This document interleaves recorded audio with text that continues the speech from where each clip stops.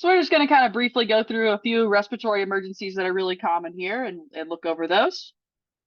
So COPD is a common one. COPD stands for chronic obstructive pulmonary disease. So it is a chronic condition. That means it basically comes on progressively over time, over a period of years. Very common, commonly caused by cigarette smoking. And, the longer someone's been smoking cigarettes, the more likely they are to have COPD. And it kind of gets worse and worse over time. COPD is really just a term for people who usually have a combination of emphysema and bronchitis. Remember, emphysema is where basically the elasticity of the lungs is starting to deteriorate. So typically when you exhale, your alveoli basically shrink back to their normal size to push out most of the air that you breathe, that you're trying to exhale. So you don't have a lot of residual volume or a lot of leftover kind of stale air in your lungs. But when somebody has emphysema, it's basically, if you can imagine, like a balloon that you've inflated and deflated over and over and over. And now when you try to deflate that balloon, a little bit of the air stays trapped inside and more than normal. So a little bit more and a little bit more. So when somebody has emphysema, basically they have what we call a higher residual volume, which just means they have they have more left over, basically stale air in their lungs that's going to be still higher in carbon dioxide and lower in oxygen. And then bronchitis is where those bronchioles are inflamed, irritated. Usually you have some mucus going on, and basically the airway passages are a little bit thinner, so they're more easily obstructed. It's a little bit harder to move air because those passages are smaller. So these patients are commonly already on a nasal cannula 24/7. So when you arrive to their aid, they'll probably be on a nasal cannula that's going to help them breathe. Most important thing to remember about patients with COPD is that usually they're breathing using the hypoxic drive. Remember, healthy individuals, our drive to breathe comes from a drop, or excuse me, an increase in carbon dioxide. When that carbon dioxide level gets too high, our body says, whoa, we need to get rid of this extra carbon dioxide. And we breathe faster to breathe and deeper to breathe off that extra carbon dioxide. And in the process, that's going to also raise up our oxygen levels. However, with someone has COPD, their brainstem no longer measures carbon dioxide levels. Basically, with this emphysema and bronchitis, they constantly have high carbon dioxide levels. And so for years, their brain is telling them, we need to breathe faster and deeper. We need to breathe faster and deeper to try to basically to try to drop off that carbon dioxide level. And they don't know exactly how this works, but it's just a backup system that's built in that essentially when the regular drive to breathe wears out, this backup hypoxic drive kicks in. And instead of measuring the level of carbon dioxide, their brainstem actually starts to measure the level of oxygen in the blood. So instead of measuring that CO2, it's measuring oxygen. So when the oxygen level drops too low, it tells them to breathe faster. When the oxygen levels get too high, it tells them to breathe slower. So this means when we're giving a patient with COPD oxygen, we have to be really, really careful about their oxygen saturation levels. Monitor your pulse oximeter very closely. Monitor your patient's respiratory rate very closely. If you blast them with oxygen, they're basically going to breathe slower and slower until they'll stop breathing because their brain will say, oh, we're good. We have plenty of oxygen. We don't need to breathe anymore.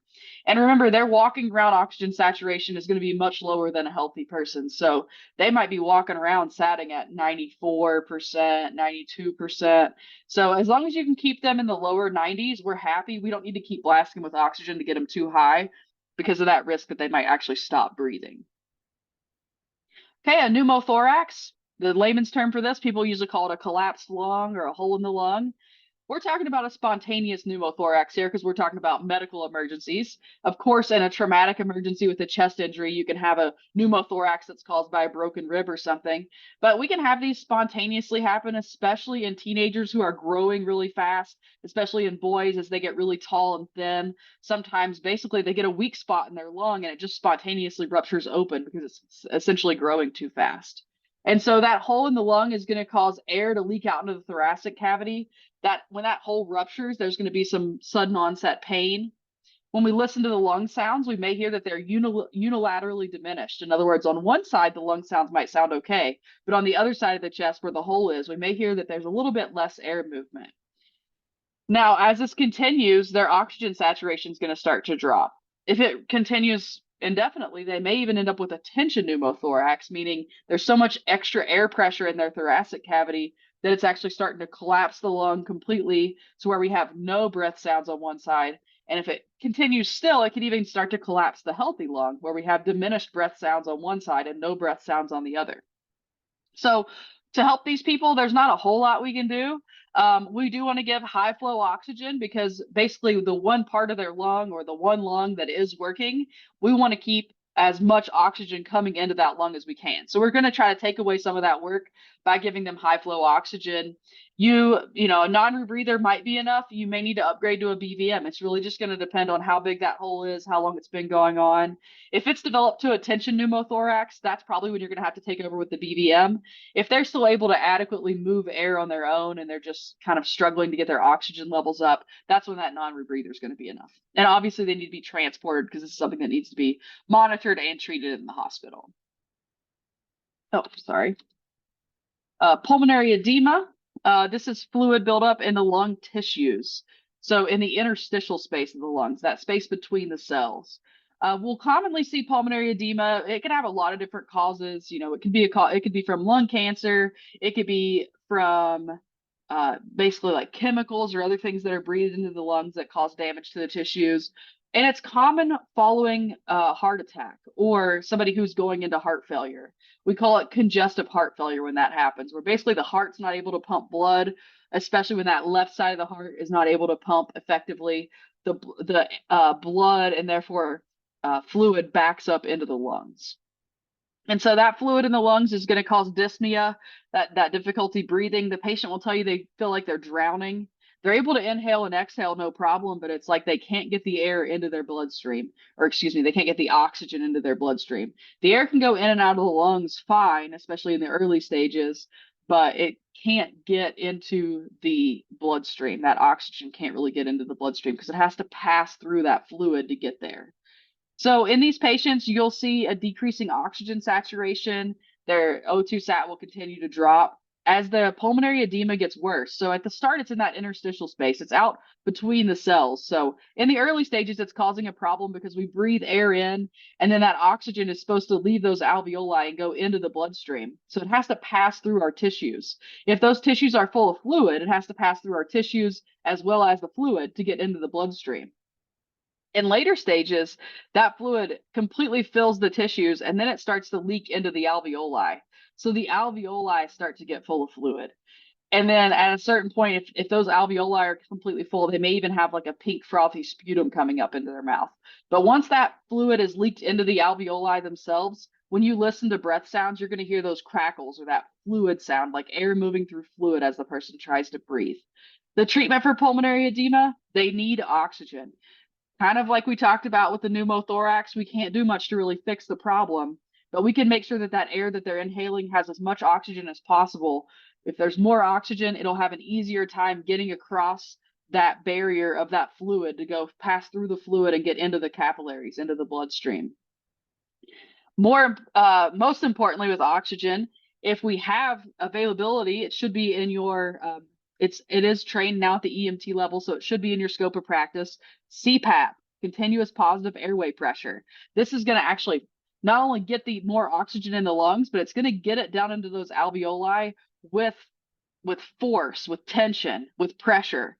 And when that oxygen gets down into those alveoli, it's not just going to passively go through that fluid into the bloodstream, but CPAP will actually push that oxygen molecule through the fluid and into the bloodstream. So it's going to help push the oxygen into the bloodstream.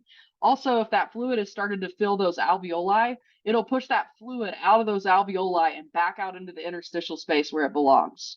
So, you know, be ready, be really excited to use CPAP if you have a patient with pulmonary edema. This should be your number one choice for treating pulmonary edema is CPAP. Also, be prepared to suction, especially if they have that pink frothy sputum coming up into their mouth. You may need to suction that to help them breathe. Remember, if it's continuously coming into their mouth, we can only suction for 15 seconds at a time in an adult.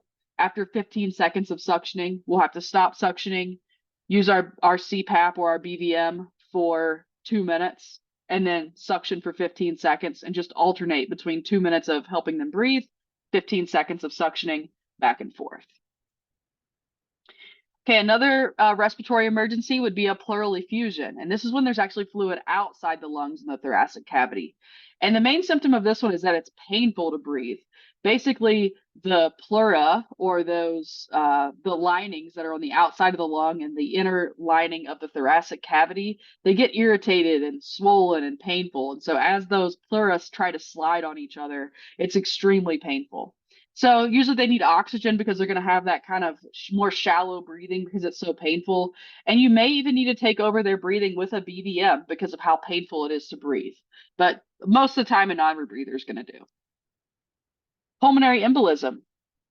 With a pulmonary embolism, the patient has a blood clot or some other object blocking the pulmonary vessels. So it could be blocking the pulmonary arteries, it could be blocking the pulmonary veins, but it's somewhere in those blood vessels within the structure of the lungs. And so this will cause a sharp chest pain. Now it's a similar problem. This time, oxygen's going into the alveoli, no problem.